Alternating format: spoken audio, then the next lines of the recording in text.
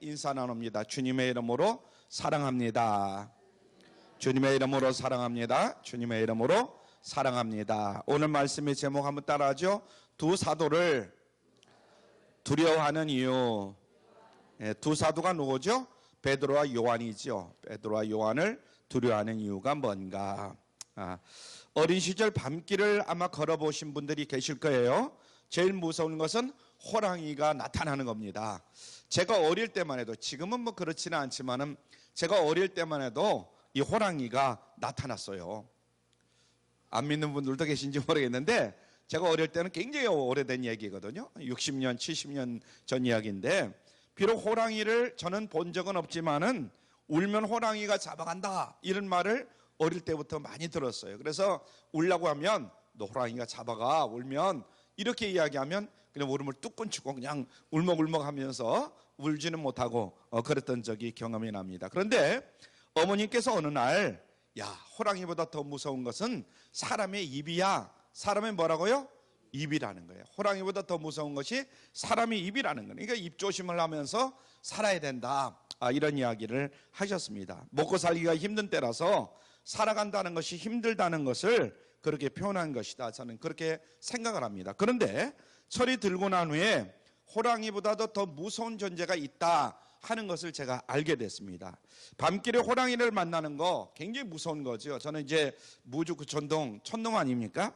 굉장히 무서운 건데, 혹시 여러분들은 호랑이를 만나는 것보다 더 무서운 것이 뭔가? 제가 이제 좀 성장해서 이야기입니다. 바로 사람이라는 거예요. 사람을 잘 만나야지, 사람을 잘못 만나면 밤중에 호랑이를 만나는 것보다도 더 무섭다, 무섭지 않다, 무섭다는 거예요. 오직 하면 그런 이야기를 할까, 이런 생각을 갖게 됩니다. 자, 실제로 인생을 살다 보면 사람을 힘들게 하는 것이 호랑이보다도 사람이 더 많더라고요. 우리가 결혼도 잘해야 되고, 결혼을 한 다음에 내가 낳는 자식들도 또 뭐 솔직히로 내 마음을 아프게 하지 않는 자식들이 있으면 참 좋은데 그런 경우도 많이 있어요. 또 우리가 사회생활을 하면서 서로 부딪히는 그런 인간관계에서도 또 그런 경우도 있고, 그래서 사람을 잘 만나야 된다, 사람 때문에 서로가 상처를 받지 않아야 된다, 이런 이야기를 많이 하는 것 같습니다. 인간은 사회적인 동물이기 때문에 결코 혼자서 살 수는 없다. 항상 짝을 지어야 되고, 항상 뭔가를 사람과 사람 사이에서 인연을 맺어가면서 살아가는 것이 인간이다. 그래서 상처를 주기도 하고 받기도 하고 그러면서 살아가는 것 같습니다. 그렇다고 사람을 피해서 어디 산속에 가서 살아갈 수 있을까? 어떤 사람은 사람을 만나는 것을 굉장히 싫어하는 그런 사람이 있어요. 다른 사람 앞에만 있으면 두렵고 떨려서 편안하게 잠을 잘 수도 없고 생활할 수도 없는 이런 사람들이 있습니다. 이 모든 것이 사람으로부터 받은 아픔이 있고 상처가 있기 때문에 그런 표현을 하고 그런 아마 환경에 젖어들지 않는가, 이런 생각을 합니다. 근데 오늘 성경에는 두려울 상황에서 전혀 두려워하지 않는 아주 담대한 사람을 만나게 됩니다. 오늘 누구죠? 이제 쭉 여러분들이 오늘 본문 말씀 있지만 그 앞에를 보면, 요한복음 3장을 보면 쭉 알 수가 있어요. 성전 미문 앞에서 구걸하던 선천적으로 안진뱅이라는 사람이 있었습니다. 근데 그 안진뱅이에게 기적이 일어나요. 기도하러 성전에 올라가던 베드로와 요한을 만나게 됩니다. 베드로와 요한이 그에게 뭐라 하냐면, 은과 금은 내게 없거니와 나사렛 예수 그리스도의 이름으로 명하노니 일어나 걸으라, 이렇게 명령을 하는 거예요. 그러니까 벌떡 일어나가지고, 지금까지 안진뱅이로 있던 사람이 벌떡 일어나가지고 성전으로 막 기뻐서 어쩔 줄 몰라면서 달려들어갑니다. 이것을 목격한 사람들은 깜짝 놀라는 거예요. 그래서 솔로몬의 행각에 모여들어서 베드로와 요한에게, 야, 어떻게 된 일이야? 자초지정을 이제 물어보게 됩니다. 그때의 사도들은 뭐라고 말하냐면, 어찌하여 우리를 주목하느냐? 반문하며 십자가에 달리셨다가 부활하신 예수 그리스도가 이 사람을 온전히 치유했다. 누가 이 사람을 치유했다? 예수 그리스도가 이 사람을 치유했다는 거예요. 그렇게 선포합니다. 바로 그때 유대교 지도자들은 두 사도를 체포하여서 이제 구금합니다. 도대체 뭔 소리를 하고 있는 거야? 너희들 안 되겠어. 그래서 이제 잡아서 감옥에 가두는 거죠. 이튿날 그들은 유대계 최고의 의결기관인 최고법원인 이 산헤드린 의회를 소집하게 됩니다. 대체 무슨 권세와 누구의 이름으로 안전뱅이를 걷게 하고 예수님의 이름을 부활한 것을 가르쳤느냐, 그것을 이제 따지고자 그들을 잡아들인 거죠.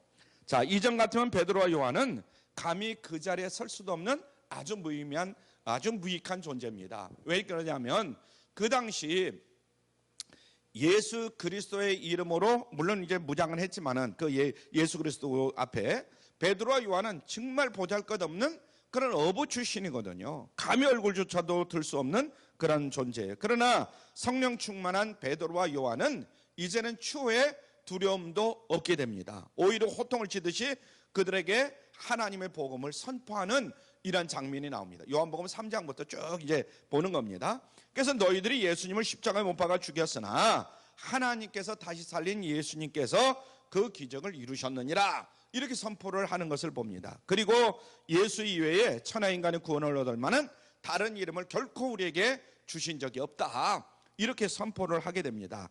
베드로와 요한은 유대 최고의 지도자들 앞에서 막힘없이 담대하게 복음을 선포합니다.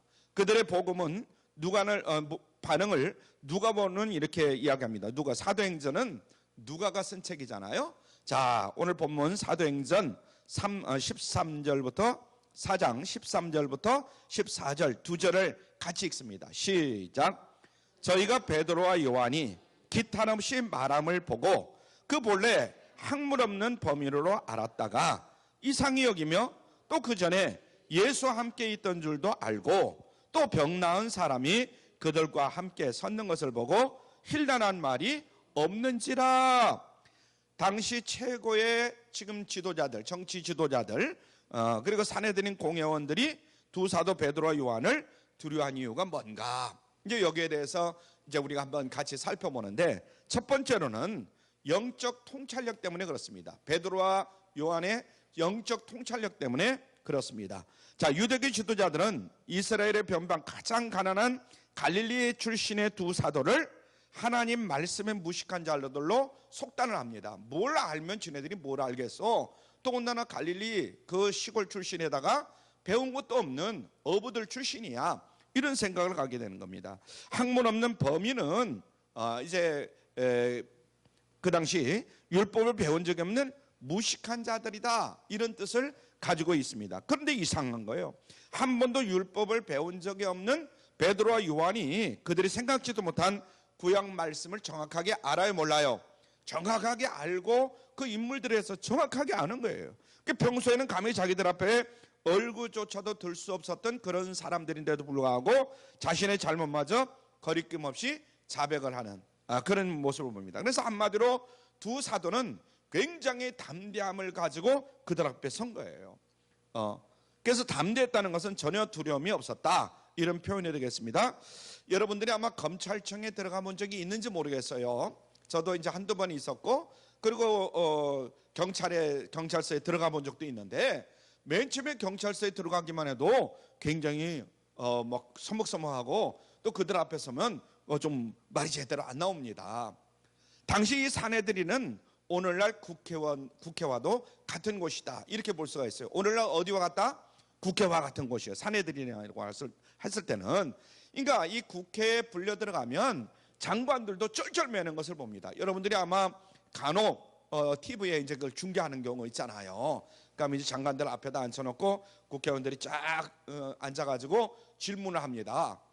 이거 어떻게 된 거냐? 그러면 그냥 국회의원들 앞에 장관들도 쩔쩔쩔쩔 매는 거예요.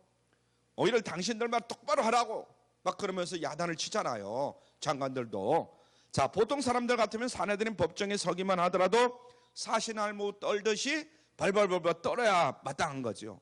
이는 말도 떨려서 제대로 못합니다. 그런데 무식하게 여겼던 갈릴리 어부 출신의 두 사도가 전혀 두려움 없이 담대하게 대답을 하는 겁니다. 말을 하는 거예요. 오히려 자신들을 책망하는 모습을 보면서 경악을 합니다. 복음을 전하는 선포하는 예리한 통찰력 앞에 이들은 당황합니다. 그들은 당황하지 않을 수가 없었어. 오히려 두려운 마음까지 이제 들게 됩니다. 그 이유는 무엇인가? 그들이 잘 준비를 해서일까요? 베드로와 요한이 잘 준비를 했을까요? 그렇지 않습니다. 타고난 배짱이라든가 언변 때문에 그렇습니까? 그런 것도 아니에요. 실제로 그들은 무식한 어부 출신이요 배움도 약한 그런 사람들입니다. 그러니까 평소에 만약에 그들 앞에 오면 절대로 말도 제대로 하지 못할 베드로란 말이죠. 자, 그럼에도 불구하고 그들이 담대하게 기탄 없이 말할 수 있었던 그 이유는 바로 어디에 있는가? 그들은 성령 충만한 사도들이기 때문에 그렇다. 한번 따라해주세요. 성령 충만한 사도. 그래서 여러분들도 역시 마찬가지다 이거예요. 성령 충만만 하면 어디 가든지 다른 건 몰라도 예수 그리스도에 대해서는 담대하게 말할 수 있는 줄로 믿습니다. 하나님의 큰 일들을 말하기 시작하는 거예요. 그들의 말은 자신의 말이 아니고 그들의 경험이나 철학에서 나온 말이 결코 아니다. 오직 성령님이 부어주시는 성령의 언어, 성령의 말씀을 그들은 지금 대언하고 있는 겁니다. 아멘. 그들의 담력이 아니라 성령이 부어주신 담대한 마음으로 그들은 대답을 하는 겁니다. 그들의 지식이 아니고 성령으로부터 주는 지혜를 가지고 그들에게 대답을 하는 거예요.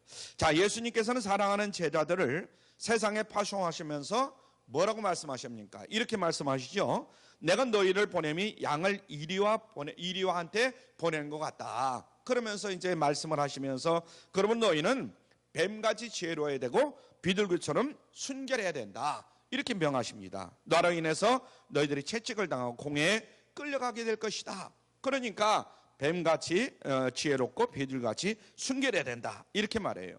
그리고 그렇게 말하고 난 다음에 또 뭐라고 말하냐면 마태복음 10장 우리 한번 같이 보죠. 마태복음 10장 19절로 20절 말씀입니다. 시작. 너희를 넘겨줄 때에 어떻게 또는 무엇을 말할까 염려치 말라. 그때 무슨 말할 것을 주시리니 말할 이는 너희가 아니라 너희 속에서 말씀하시는 자 곧 너희 아버지의 성령이니라. 할렐루야. 우리 속에서 말씀하시는 분이 누구라고요? 곧 너희 아버지의 성령이시니라. 성령이 말씀, 나는 모르고 있었던 이야기라 할지라도 성령이 말씀대로 하게 하시는 거예요. 할렐루야. 그걸 분명하게 지금 증거하고 있습니다. 그러니까 성령께서 주시는 말은 보통 인간들이 말하는 말하고는 전혀 다른 말씀을 하게 된다. 차이가 있다. 그 권위와 능력과 깊이가 듣는 이들에게 확실하게 느껴지는 그런 말씀을 하게 되는 것이다. 이렇게 얘기합니다. 그래서 성령님께서 사도를 통해서 말씀하셨을 때에 사내들인의 지도자들은 확연하게 차이를 느끼게 됩니다. 두렵고 이제 떨릴 수밖에 없는 상황에서 인간의 상식과 경험을 뛰어넘는 영적 통찰력 앞에서 오히려 사내들인 지도자들이 오히려 두려움에 빠지는 이러한 결과를 낳게 됩니다. 세상을 두려워하게 되는 것은 권력이나 능력이나 지식인 것처럼 이제 보일 때가 있습니다. 때로는 재물 앞에 우리가 두려워할 수도 있어요. 그러죠? 우리가 권력, 어떤 뭐 능력, 뭐 이런 어디 대학을 나왔다. 뭐 그러면 유명한 대학이라면 그런 좀 두려움이 있죠. 떨림이 있어요. 재력 앞에서도 그렇고. 그러나 그런 것들은 일시적이고 어떤 그 사람이 가지고 있는 그 겉으로 나타나는 그런 것 때문에 그럴 수 있어요. 정말 사람을 두렵게 하는 것은 그 사람이 가지고 있는 영적인 표현력이다. 영적 파워다. 이렇게 볼 수가 있습니다. 비록 겉모습은 초라하고 불안한 가운데 있다 하지만은 볼품이 없다고 할 수 있지만은 하늘의 능력과 지혜를 가진 사람을 우리는 당할 수가 없다 하는 것을 늘 깨닫게 됩니다. 교회 안에서도 그렇고 교회 밖에서도 그렇잖아요. 세상에 충격을 줄 수 있는 게 과연 뭐냐? 물론 겉으로 나타나는 외적인 어떤 뭐 여러 가지 학벌이라든가 뭐 가지고 있는 재력이라든가 이런 것들이 있을 수 있지만은 그러나 진정으로 충격을 주는 것은 그 사람이 가지고 있는 성령 충만함이다 이 말입니다. 성령의 능력, 복음의 능력, 우리가 얘기할 수 있는 건 그런 것들이다. 하나님의 나라의 역사다 이렇게 볼 수가 있습니다. 그래서 이 사실은 하나님은 사도 바울을 통해서 이렇게 우리에게 가르쳐 줍니다. 고린도전서 1장 26절로 29절 말씀을 같이 봅니다. 고린도전서 1장 26절로 29절 시작. 형제들아 너희를 부르심을 보라. 육체를 따라 지혜 있는 자가 많지 아니하며 능한 자가 많지 아니하며 문벌 좋은 자가 많지 아니하도다.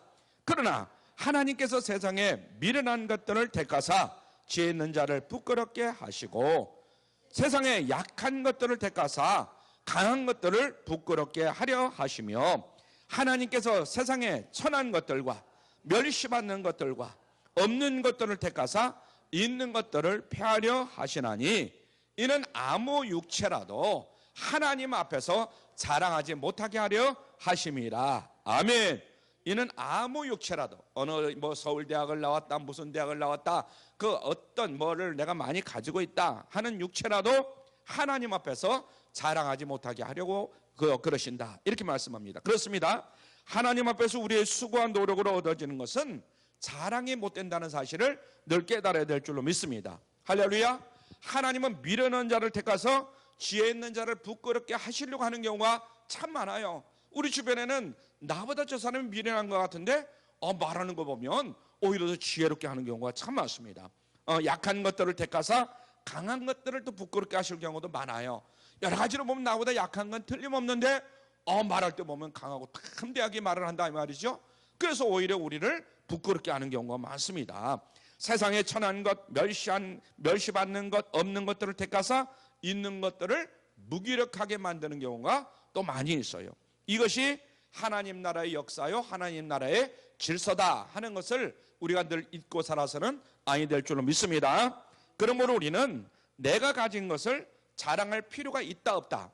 내가 가진 것을 자랑할 필요가 없어요. 내가 어느 대학을 나왔니, 뭐 얼마를 가지고 있느니, 뭐 내가 뭐 어떠니, 이런 걸 자랑할 필요가 없어요. 오직 성령의 충만함으로 내가 무장할 때에 우리는 세상을 깜짝 놀라게 하는 믿음의 역사를 이룰 줄 믿으시길 바랍니다. 할렐루야. 성령 충만함으로 무장할 때 우리는 담대하게 하나님의 말씀을 선포할 수가 있어요. 세상을 이기는 역사를 이룰 수 있는 여러분과 제가 될 줄로 믿습니다. 할렐루야. 세상 사람들이 두려워하는 하나님의 사람이 될 수 있다 이런 얘기입니다. 그래서 날마다 성령 충만하셔서 세상을 두렵게 하는 믿음의 주인공들이 다 되시기를 주님의 이름으로 축원합니다. 두 번째로는 베드로와 요한은 예수님과 함께 했던 자들이기 때문입니다. 한번 따라하죠. 베드로와 요한은 예수님과 함께 했던 자들이기 때문이다.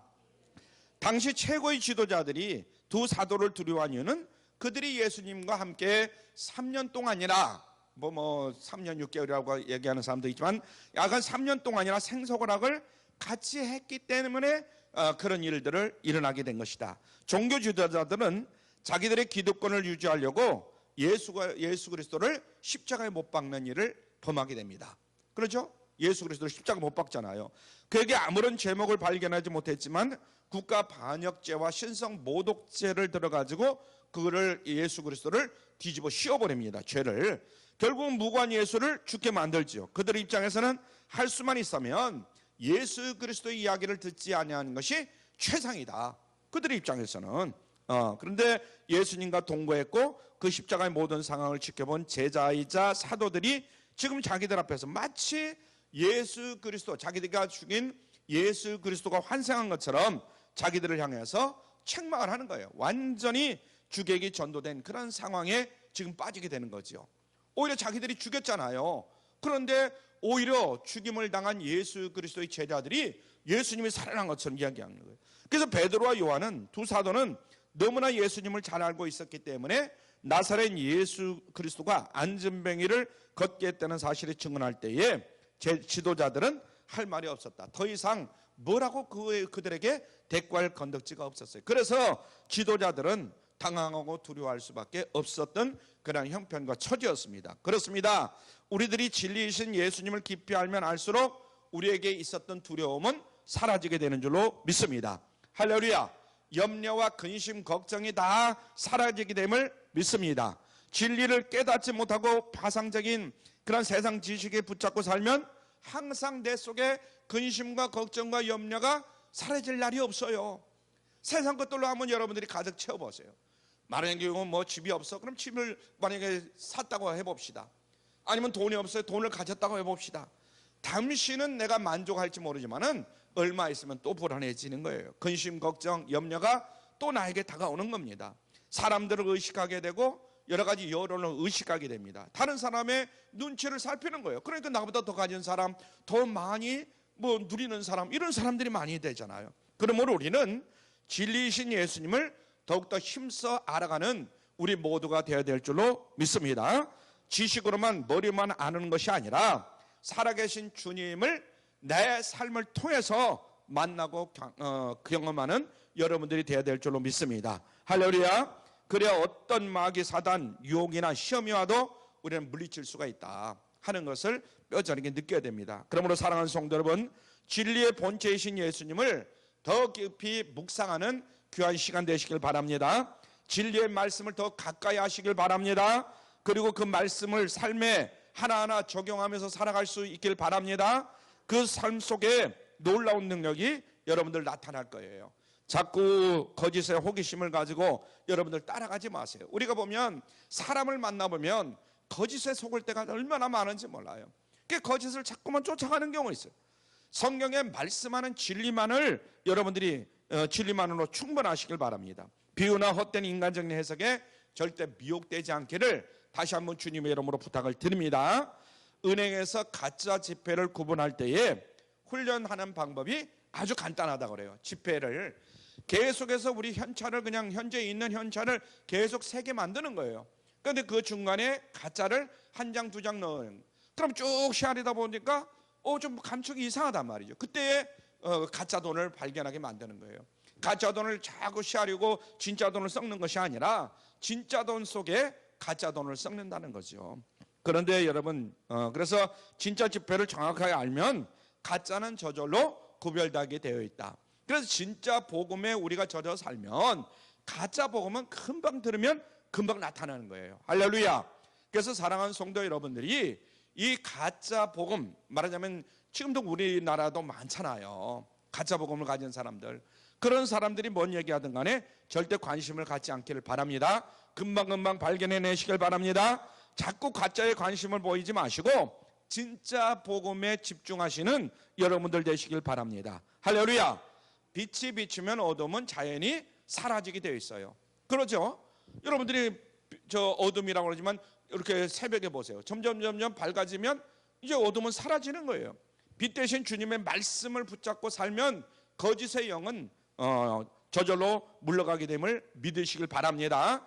하나님의 말씀은 살았고 운동력이 있어요.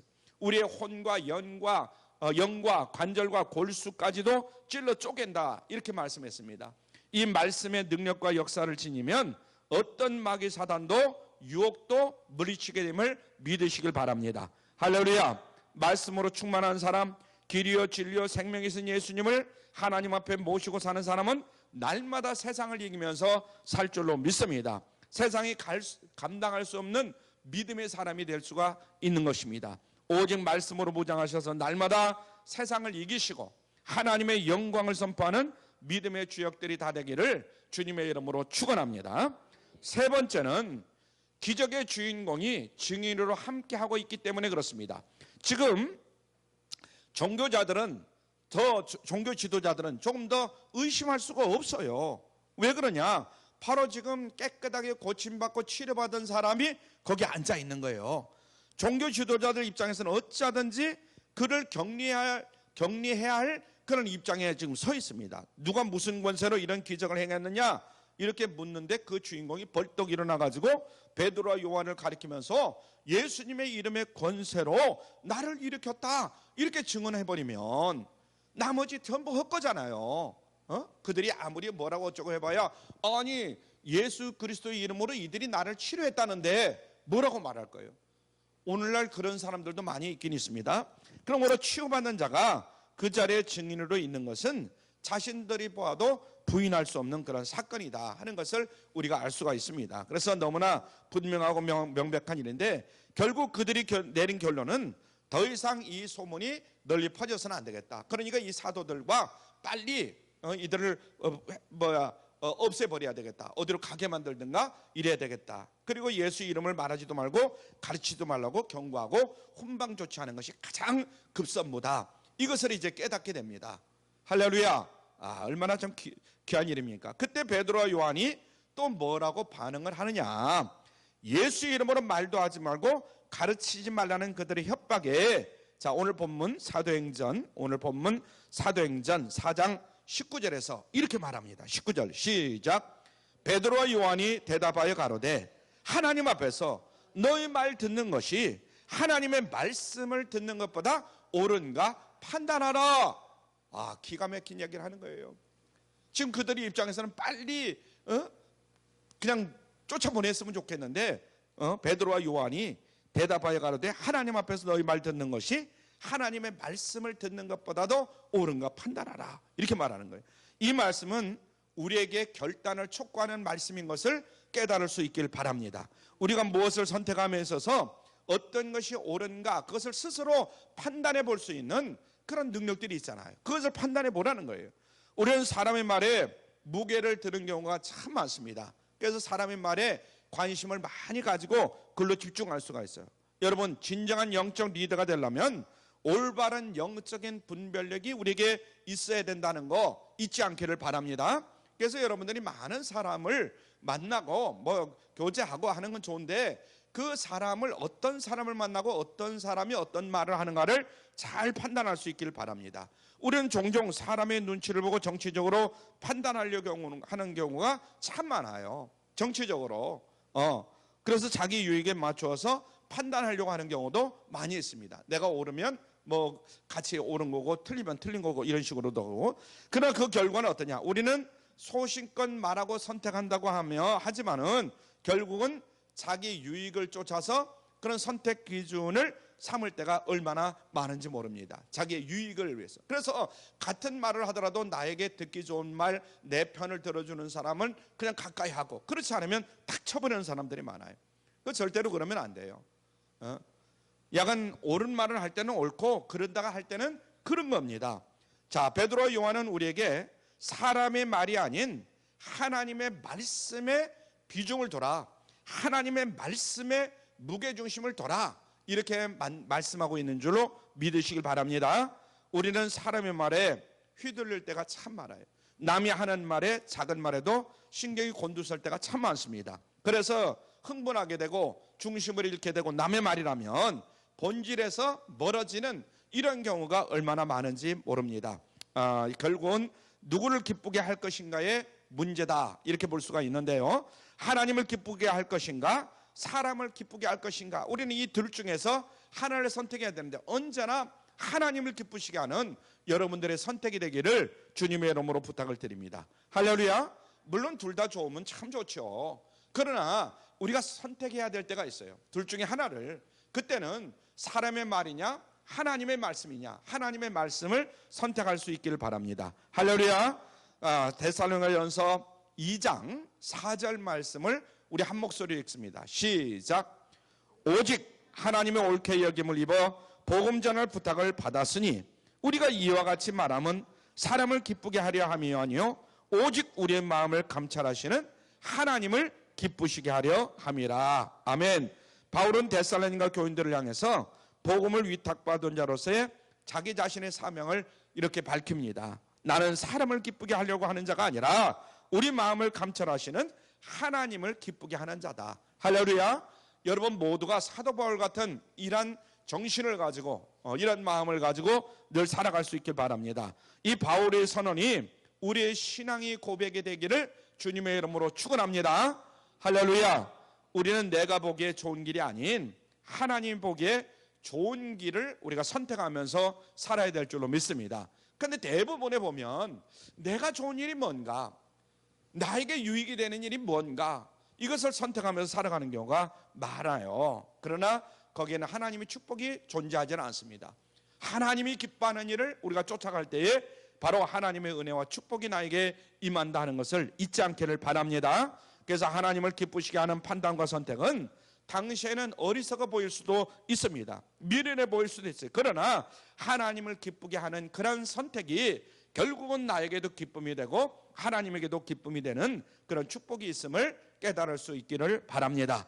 주님은 넓은 길이 아닌 좁은 길로 가라고 우리에게 명령을 해요. 우리는 넓은 길로, 많은 사람들이 가는 길로 그냥 갔으면 좋겠어요. 그런데 그렇게 말하지 않습니다. 그것은 내가 보기에 좋은 길이 아닌 주님 보시기에 좋은 길로 가라, 이렇게 말씀하시는 것을 깨달을 수 있길 바랍니다. 과연 우리는 신앙인으로서 어떤 선택의 기준을 가지고 살아야 될 것인가? 앞으로 8월 한 달 동안도 마찬가지고 앞으로 남은 인생을 사는 동안도 우리가 어떤 선택의 기준을 가지고 살 것인가? 자기를 유익한 그런 길로 인도하는 길, 말하자면 자기가 뭔가 좀 손해를 보지 않는 그 길을 선택할 것인가, 아니면 내가 잠깐 손해를 본다 할지라도 주님이 기뻐하는 일을 우리가 선택할 것인가, 어떤 길을 선택할 것인가, 이것을 하나님은 우리에게 요구하십니다. 그러나 잠깐 나에게 좀 손해가 난다 할지라도 하나님이 기뻐하신 일을 선택해 나갈 때에 하나님이 기뻐하실 뿐만 아니라 우리에게도 유익이 되는 길인 것을 깨달을 수 있길 바랍니다. 할렐루야. 그래서 항상 바른 판단, 바른 선택을 하는 지혜가 여러분들에게 있기를 주님의 이름으로 축원합니다. 마르틴 루터는 이런 이야기를 했어요. 내 힘만, 한번 같이 읽죠. 시작. 내 힘만 의지할 때는 패할 수밖에 없도다. 힘 있는 장수 나와서 내일 대신하여 싸우네. 이 장수는 누군가? 주 예수 그리스도 만군의 주로다. 자 누구랴? 반드시 이기리로다. 아멘. 그렇습니다. 내 힘으로 의지할 때는 우리는 패할 수밖에 없다. 내가 아무리 이 세상에서 나를 당할 자가 없어. 그러나 내 힘만 가지고 나가면 나는 반드시 내 힘을 이길 수 있는 사람이 있어요. 그렇게 숨겨놓는단 말이죠. 그래서 나는 패할 수밖에 없다. 그러나 우리의 힘이요 능력이요 방패가 되시는, 구원자가 되시는 예수 그리스도를 의지하고 나가면 우리는 반드시 이기게 됨을 믿으시길 바랍니다. 할렐루야. 굉장히 중요한 거죠. 어떤 원수마귀도 물리치게 됨을 믿으시길 바랍니다. 오직 하나님을 기쁘시게 하는 판단과 선택은 반드시 만군의 하나님 여호와를 믿고 의지하며 나갈 때에 승리하게 될 줄 믿으시길 바랍니다. 할렐루야. 바로 그런 사람이 어두운 세상을 밝게 만드는 사람입니다. 날마다 하나님을 기쁘게 하는 바른 선택과 바른 판단을 하셔서 날마다 주님께 영광 돌리고 승리하는 삶을 살기를 주님의 이름으로 부탁을 드립니다. 기도합니다. 사랑의 아버지 하나님,